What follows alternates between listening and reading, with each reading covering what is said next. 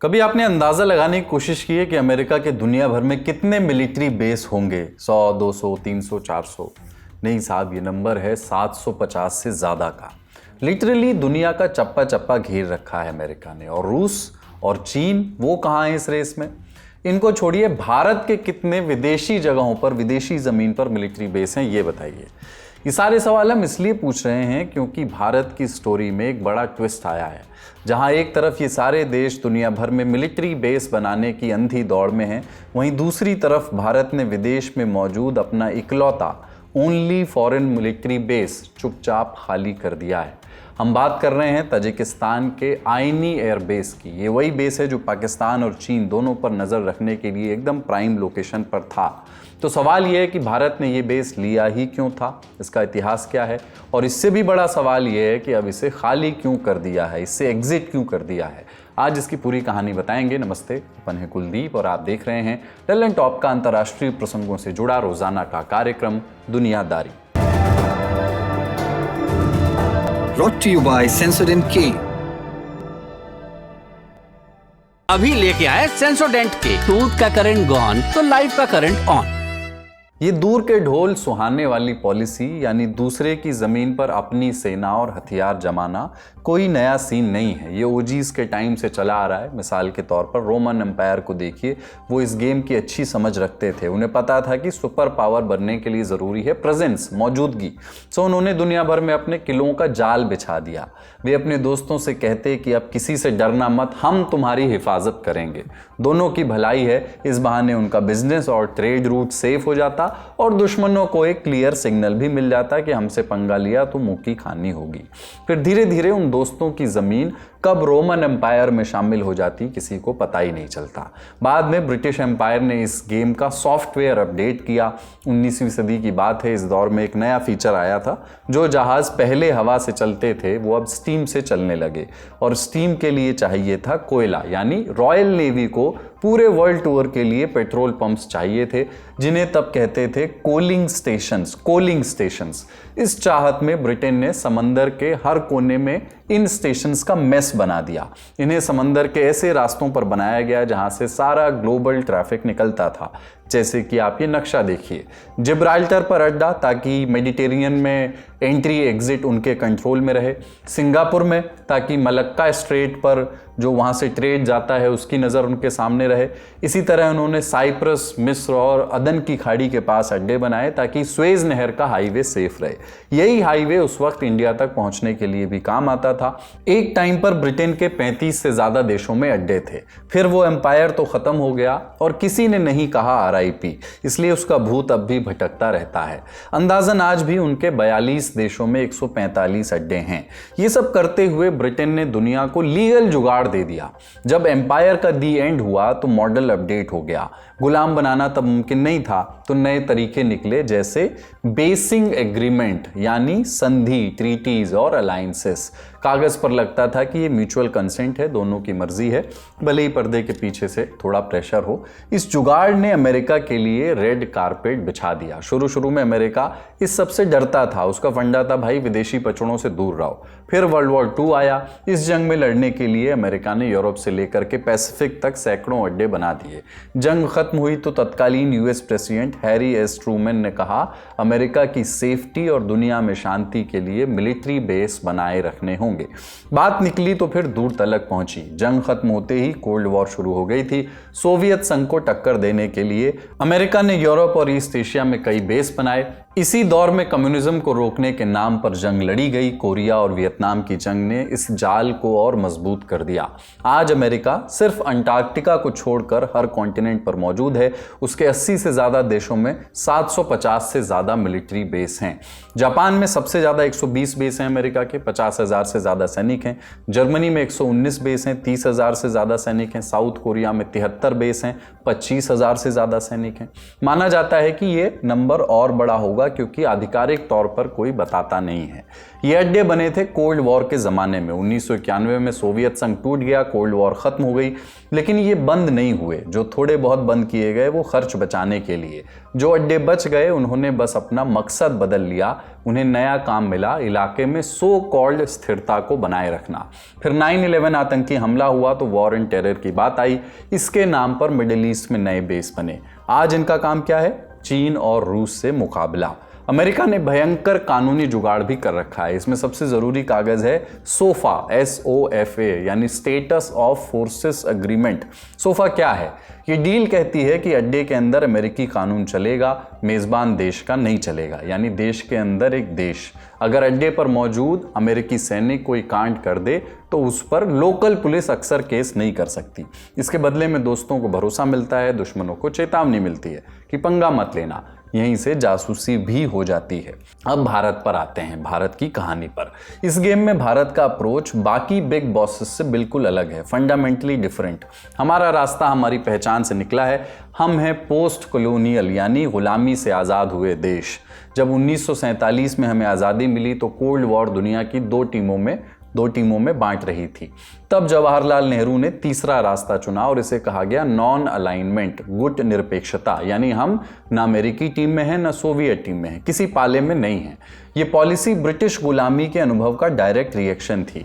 भारत ने साफ मना कर दिया कि वो कोई मिलिट्री अलायंस ज्वाइन नहीं करेगा, अपनी ज़मीन पर किसी विदेशी अड्डे की मेज़बानी नहीं करेगा। My country my rules. यही वजह है कि अमेरिका से इतनी गहरी दोस्ती के बाद भी आज भारत में एक भी अमेरिकी बेस नहीं है। इसके अलावा हमने देखा था कि कैसे 10 लाख से ज़्यादा भारतीय सैनिकों को ज़बरदस्ती ब्रिटेन के लिए जंग लड़ने के लिए झोंक दिया गया था। इसी सोच की वजह से भारत का अपनी फौज को देश से बाहर भेजने का इतिहास बहुत सीमित रहा है। दशकों तक सिर्फ एक ही तरीका एक्सेप्टेबल था, यूनाइटेड नेशंस की पीस कीपिंग मिशन, जो शांति की मिशन चलते हैं। 1950 से भारत ने UN की शांति सेना में योगदान दिए हैं। ये ओके क्यों था? क्योंकि ये हमारी नॉन अलाइंड वाली इमेज से मैच करता है। हमारी फौज किसी एक देश के फायदे के लिए नहीं बल्कि पूरी दुनिया के झंडे के नीचे काम कर रही थी। फिर भारत को अपनी सोच बदलने पर मजबूर किसने किया? जवाब है हमारा पड़ोसी चीन। 21वीं सदी की शुरुआत में दिल्ली के स्ट्रेटेजिस्ट ने एक पैटर्न देखा। उन्होंने इसे नाम दिया स्ट्रिंग ऑफ पर्ल्स, यानी मोतियों की माला। ये चीन की रणनीति थी। चीन ने बेल्ट एंड रोड के नाम पर हिंद महासागर में जाल बिछाना शुरू किया। पाकिस्तान में ग्वादर और श्रीलंका में हम्बनटोटा। चीन ने कहा कि अरे ये तो प्योर धंधा है, व्यापार है, लेकिन चीन पर भरोसा कौन करे और कैसे करे? भारत ने जवाब में तैयार किया नेकलेस ऑफ डायमंड्स, यानी हीरों का हार।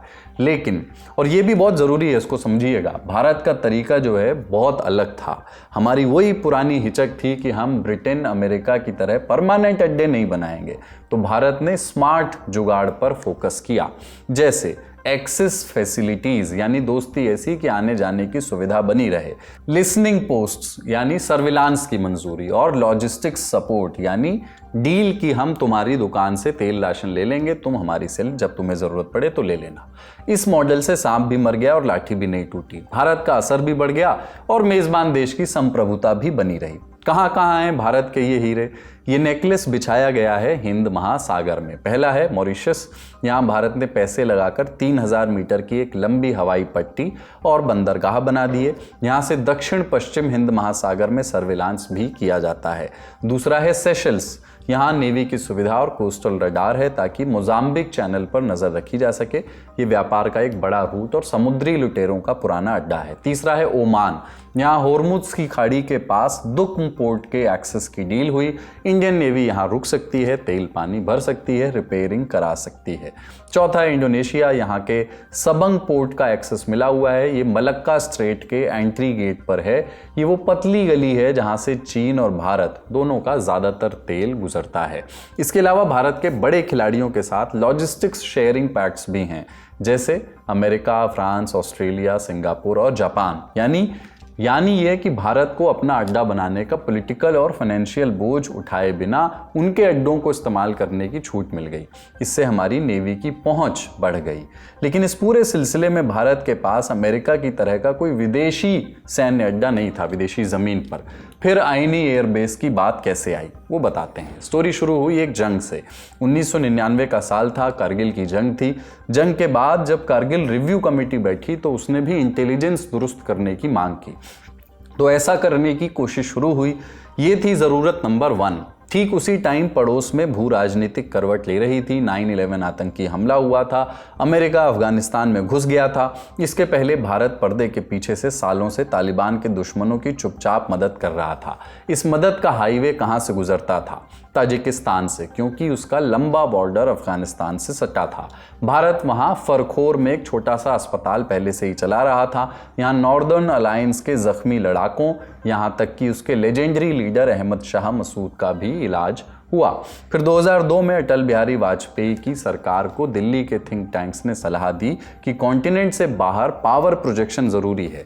उस वक्त जासूसी के लिए अड्डा चाहिए ही था जो पाकिस्तान चीन पर नज़र रख सके। इसके अलावा अफगानिस्तान ताजिकिस्तान में एंट्री मिल रही थी। सो भारत ने ताजिकिस्तान के साथ एक डील साइन की। और डील क्या थी? ताजिकिस्तान में एक पुराना खटारा सोवियत ज़माने का आईनी एयरबेस पड़ा था। भारत ने कहा कि पैसा हम लगाएंगे, एक्सपर्टीज़ हम देंगे, हम इसे चकाचक बनाएंगे। यहाँ सिर्फ आने जाने का एक्सेस या ज़रूरत भर का जुगाड़ नहीं था, ये पूरी तरह भारत के हाथ में था, पूरी नियंत्रण में। क्या फ़ायदे थे इसके? नक्शा देखिए। आईनी एयरबेस ताजिकिस्तान की राजधानी दुशांबे से बस 10-15 किलोमीटर दूर था। ये बेस अफगानिस्तान के वाखान कॉरिडोर से सिर्फ 20 किलोमीटर दूर है। अब ये वाखान क्या है? एक पतली सी पहाड़ी गली है। इसकी दीवारें ताजिकिस्तान, अफगानिस्तान, चीन और सबसे ज़रूरी पाकिस्तान के कब्जे वाले कश्मीर पीओके से जुड़ती हैं। ऐसे में फ़ायदा नंबर 1, पाकिस्तान पर नकेल। रिपोर्ट्स कहती हैं कि आईनी में बैठे इंडियन एयरफोर्स के फाइटर जेट उत्तरी पाकिस्तान जैसे पेशावर के अड्डों को निशाने पर ले सकते थे। फ़ायदा नंबर 2, इससे अफगानिस्तान का डायरेक्ट रास्ता मिलता था, वो रास्ता जो पाकिस्तान के आंगन से नहीं गुजरता। फ़ायदा नंबर 3, चीन पर दूरबीन। ये एक लिसनिंग पोस्ट भी था जहां बैठकर भारत चीन की हरकतों पर नज़र रख सकता था। इस मौके को कैश इन करने के लिए भारत ने तिजोरी भी खोल दी थी। रिपोर्ट्स के मुताबिक 2002 से 2010 के बीच विदेश मंत्रालय ने करीब 70 से 100 मिलियन डॉलर उस खटारा सोवियत अड्डे को चकाचक करने में झोंक दिए। इस काम में आज कहने से अजीत डोवाल जैसे दिग्गजों का अहम रोल था। चकाचक करने का ठेका मिला था भारत की बॉर्डर रोड्स ऑर्गेनाइजेशन को, BRO को। एयरबेस के रनवे को 3200 मीटर तक लंबा किया गया। क्यों? ताकि ट्रांसपोर्ट जहाज और सुखोई जैसे लड़ाकू जेट भी उतर सकें। नए हैंगर बने, बंकर बने, बड़े बड़े तेल टैंक बने, नया एयर ट्रैफिक कंट्रोल लगा। ऐसे में जानकारों से समझते हैं कि भारत के लिए अब इसे खोना कितना बड़ा झटका है। ये वजह सिर्फ इसलिए था कि भारत को नॉर्दर्न अलायंस यानी कि वो जो संगठन वहां पे तालिबान के विरोध में लड़ रही थी उसे सप्लाई करना था। और जब बाद में 2021 में यानी अगस्त 2021 में जब तालिबान ने पूरी तरह से अफगानिस्तान पर कब्जा कर लिया और नॉर्दर्न अलायंस को बिल्कुल बाहर कर दिया, उसकी जो पुरानी सरकार है उनको अफगानिस्तान से देश निकाला कर दिया, तो आप समझ सकते हैं कि एक तरह से इस बेस की जो महत्व है, आईनी एयरबेस की जो महत्व है, एकदम खत्म हो चुकी थी। और अब जबकि भारत और तालिबान के बीच बहुत अच्छे रिश्ते बन गए हैं, भारत ने अपनी एम्बेसी जो है काबुल में उसको शुरू कर दिया है, इस बेस का जो महत्व है थोड़ा और घटते जा रहा था।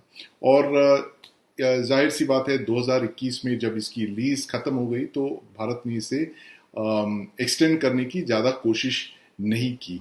तो इतनी मेहनत से बनाया गया बेस हाथ से गया क्यों? विदेश मंत्रालय ने कहा कि ताजिकिस्तान ने 2021 में भारत को बता दिया था कि वो आईनी एयरबेस का लीज अब आगे नहीं बढ़ाएगा। फिर 2022 में भारत ने वहां से अपना सामान और सैन्य उपकरण वगैरह पैकअप करना शुरू कर दिया। We had a bilateral arrangement with Tajikistan for the rehabilitation and development of any aerodrome. This arrangement was in place for several years. After the conclusion of the agreement that we had with Tajikistan, we have handed over the facility to the Tajik side. This happened in 2022. लेकिन कुछ reports कहती हैं कि इसके पीछे थे दो बड़े प्लेयर्स, चीन और रूस का प्रेशर। रूस को तो दोस्त की तरह देखा जाता है, फिर कैसे? जानकारों से समझते हैं। हाँ, ये भी बात सही है कि चीन और रशिया के बहुत दबाव में आके ताजिकिस्तान ने ये कहा कि वो ये नहीं चाहते कि भारत की कोई बेस बने ताजिकिस्तान में, जो रशियन फेडरेशन है ताजिकिस्तान को अपने एरिया ऑफ इन्फ्लुएंस में मानती है और वो कतई नहीं चाहते कि कोई और तीसरा देश आके वहाँ पर एक एयरबेस बनाए। इसी वजह से 2021 में ताजिकिस्तान ने इस बेस के लीज को एक्सटेंड नहीं किया, क्योंकि ये जो सारी बेस की जो इंफ्रास्ट्रक्चर डेवलपमेंट सब किया भारत नहीं किया था। पिछले 20 साल से हम लगातार वहीं पे थे, उसे रिपेयर करते आए, लेकिन 2021 में जब इस लीज को एक्सटेंड नहीं किया तो हमें और कोई रास्ता नहीं था, हमको वहाँ से निकलना ही पड़ा। अब आने वाला समय महत्वपूर्ण है कि भारत इस मिलिट्री बेस को खाली करने के बाद भविष्य में कैसी सैन्य और रणनीतिक योजनाएं बनाता है। फिलहाल सुर्खियां। सबसे पहले बात अफगानिस्तान की। यहाँ के उत्तरी इलाके में 3 नवंबर को तड़के 6.3 तीव्रता का भूकंप आया। अमेरिकी जियोलॉजिकल सर्वे USGS के मुताबिक भूकंप का केंद्र मज़ार शरीफ शहर के पास जमीन से करीब 28 किलोमीटर नीचे था। मज़ार शरीफ बाल्ख प्रांत की राजधानी और क्षेत्रफल के हिसाब से अफगानिस्तान के सबसे बड़े शहरों में से एक है। गवर्नर के प्रवक्ता हाजी जैद ने बताया कि अब तक कम से कम 20 लोगों की मौत की पुष्टि हुई है, 530 से ज़्यादा लोग घायल हैं। अफगानिस्तान की राष्ट्रीय आपदा प्रबंधन प्राधिकरण ने कहा कि रात करीब 1 बजे कई प्रांतों में भूकंप के झटके आए। झटके अफगानिस्तान के पड़ोसी देश ताजिकिस्तान, उज्बेकिस्तान और तुर्कमेनिस्तान में भी महसूस किए गए। अफगानिस्तान भूकंप के लिए बहुत संवेदनशील देश है। ऐसा इसलिए क्योंकि ये उस क्षेत्र में है जहां भारतीय और यूरेशियन टेक्टोनिक प्लेटें यानी पृथ्वी की सतही परतें आपस में टकराती रहती हैं। यही वजह है कि यहाँ अक्सर भूकंप आते रहते हैं। अगली सुर्खी, अलग अलग जगह हुए 2 हादसों की खबर। पहला ब्रिटेन के डॉनकास्टर में हुआ। यहाँ लंदन के किंग्स क्रॉस स्टेशन पर जा रही ट्रेन में 1 नवंबर की शाम चाकूबाजी हुई। 11 यात्री घायल हुए, 2 की हालत नाजुक है। हमले के बाद ट्रेन हंटिंगडन स्टेशन पहुंची जो लंदन से करीब 120 किलोमीटर है। इस स्टेशन पर इमरजेंसी सर्विसेज, सशस्त्र पुलिस और एयर एम्बुलेंस मौके पर पहुंची। कुछ ही देर में हमलावरों को काबू कर लिया गया। ब्रिटिश ट्रांसपोर्ट पुलिस ने बताया कि हमले की वजह या हमलावरों के मकसद के बारे में अब तक कोई जानकारी नहीं मिली है। हालांकि स्थानीय पुलिस ने 2 संदिग्धों को मौके से गिरफ्तार कर लिया है। ब्रिटेन के प्रधानमंत्री कीर स्टारमर ने इस घटना को भयानक बताया, घायलों के प्रति संवेदना व्यक्त की। घटना के बाद लंदन नॉर्थ ईस्टर्न रेलवे ने यात्रियों से अपील की है कि इस रूट पर फिलहाल यात्रा से बचें क्योंकि ट्रेनों में आवाजाही में लेट लतीफ़ी हो रही है। दूसरा हादसा मेक्सिको के पश्चिमी राज्य मिचोआकान में हुआ। यहाँ 1 नवंबर को डे ऑफ द डेड त्योहार का जश्न मनाने के लिए लोग शहर के चौक में जमा थे। तब अरुआपन नगर पालिका के मेयर कार्लोस अल्बर्टो पर एक अज्ञात हमलावर ने गोलियां चला दी। अधिकारियों के मुताबिक हमले में मेयर को 7 गोलियां मारी गईं। उन्हें अस्पताल ले जाया गया लेकिन डॉक्टर उन्हें बचा नहीं सके। इस हमले में नगर परिषद का एक सदस्य और मेयर का एक बॉडीगार्ड भी घायल हुआ। मेक्सिको के संघीय सुरक्षा सचिव ओमार गार्सिया हारफुच ने बताया कि इस हमले में इस्तेमाल हुई बंदूक का संबंध पहले से चल रही 2 गैंगवार घटनाओं से है। मिचोआकान राज्य लंबे समय से मेक्सिको के सबसे हिंसक इलाकों में गिना जाता है। यहाँ कई ड्रग कार्टेल और आपराधिक गिरोह आपस में जमीन, ड्रग रूट्स और दूसरे अवैध कारोबार के नियंत्रण के लिए लड़ते रहते हैं। हाल के महीनों में अरुआपन के मेयर कार्लोस मांजो ने सोशल मीडिया पर देश की राष्ट्रपति क्लाउडिया शेनबॉम से खुलेआम मदद की गुहार लगाई थी। उन्होंने राज्य के मुख्यमंत्री अल्फ्रेडो रामिरेज बेडोया और पुलिस पर भ्रष्टाचार के आरोप लगाए थे। कहा था कि स्थानीय प्रशासन और पुलिस दोनों ही अपराधियों के खिलाफ कार्रवाई करने से बच रहे हैं। दुनिया का सबसे बड़ा ओपन सीक्रेट क्या है कि देश एक दूसरे पर जासूसी करते हैं और कोई इसे सार्वजनिक तौर पर नहीं मानता, लेकिन सब जानते हैं। इसीलिए जब इस मुद्दे पर कोई नेता मजाक करता है तो पूरी दुनिया का ध्यान उधर जाना लाजमी है। 1 नवंबर को दक्षिण कोरिया के शहर ग्योंगजू में कुछ ऐसा ही हुआ। यहाँ चीन के राष्ट्रपति शी जिनपिंग और दक्षिण कोरिया के राष्ट्रपति ली जे म्योंग की मुलाकात हुई। सब कुछ सामान्य था, कैमरे, हैंडशेक, मुस्काने, जब तक कि शी जिनपिंग ने अपने कोरियाई समकक्ष को 2 स्मार्टफोन नहीं दे दिए। उन्होंने कहा कि एक आपके लिए और एक आपकी पत्नी के लिए। ये फ़ोन चीनी कंपनी शाओमी के थे जिनके डिस्प्ले कोरियाई कंपनी ने बनाए थे। ली ने एक फ़ोन उठाया, बॉक्स से बाहर निकाला और मुस्कुराते हुए पूछा, इसकी सुरक्षा कितनी अच्छी है। इस पर शी जिनपिंग हंसते हुए बोले, आप खुद चेक कर सकते हैं कि इसमें कोई बैकडोर है या नहीं। बैकडोर यानी ऐसा सॉफ्टवेयर जिससे कोई तीसरा पक्ष फ़ोन की निगरानी या जासूसी कर सके। शी के ऐसा कहते ही कमरा ठहाकों से गूंज गया। ली ने ताली बजाई क्योंकि शी जिनपिंग सार्वजनिक मंचों पर स्पॉन्टेनियस बातचीत बहुत कम करते हैं। ये बातचीत उस समय आई जब पश्चिमी देश चीन की तकनीक पर भरोसा नहीं करते। अमेरिका, ऑस्ट्रेलिया और ब्रिटेन तीनों ने अपने 5G नेटवर्क में ह्वावे को, जो कि चीनी कंपनी है, उसको बैन कर रखा है। कहते हैं कि कंपनी और चीनी कम्युनिस्ट पार्टी में कोई फर्क नहीं है। यहाँ तक कि ट्रंप के पहले कार्यकाल में अमेरिका ने शाओमी को भी ब्लैकलिस्ट कर दिया था। अमेरिकी कंपनियों को चेतावनी दी गई थी कि अगर तुमने शाओमी के साथ कारोबार किया तो पेंटागन के कॉन्ट्रैक्ट से बाहर कर दिए जाओगे। लेकिन शाओमी ने अमेरिकी सरकार पर केस किया और अदालत ने माना कि कंपनी का चीनी सेना से कोई प्रत्यक्ष रिश्ता नहीं है। आज का दुनियादारी यहीं तक। अपना और अपनों का ख्याल रखिए। देखते रहिए दी ललन टॉक। शुक्रिया, शुभ रात्रि। कैंसर नाम में ही खौफ है, लेकिन जरूरत बीमारी से डरने की नहीं, उसे समझने और उससे लड़ने की है। क्यों होता है ब्रेस्ट कैंसर, कौन सा टेस्ट कराएं और बच सकें तो बचें कैसे? आपके सभी सवालों का जवाब देंगे देश के जाने माने कैंसर एक्सपर्ट्स।